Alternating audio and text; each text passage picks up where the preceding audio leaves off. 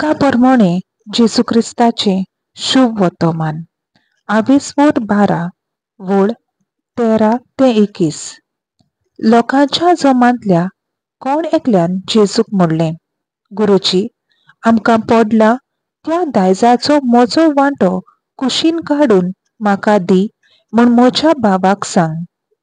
पूण ताणें ताका अशी जाप दिली, मनशा, तुमचे भितर नियानीत व वांटप करूंक म्हाका कोणें नेमला?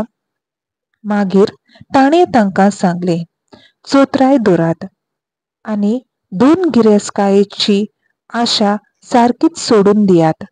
कित्याक कोणाक पुस्कोळ गिरेस्तकाय आसली जाल्यार ताचें जिवीत तिचेर दवरलेलें ना. मागीर ताणें तांकां एक वोपार सांगली. एक गिरेस्त मनीस आसलो आनी ताच्या शेता बाटांक खूब पीक जालें.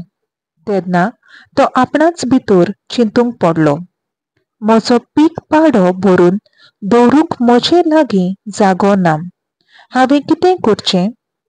आनी ताणें म्हणलें, अशें करतलों, म्हजे कोडे मोडून तांचेकूय व्हडलें बांदतलों आनी म्हज्या शेता बाटाचें सगळें उत्पन्न आनी म्हजो आस्ते माल तातूंत भरून दवरतलों. मागीर म्हाकाच अशें म्हणटलों, जिवा म्हज्या, 100 वर्सांक पुरोसर खूब माल तुजे आदीं आसा. विसव घे, खा पी आनी मोज मार. पूण देवान ताका म्हणलें, आरे पिश्या, आयज राती तुजे कडलो तुजो जीव परत मागचो आसा. म्हणटूच तुवें तयार करून दवरलाय तें कोणाक? आपणाक तेवे एकठांय करतात पूण देवा मुखार गिरेस्त जावंक नात.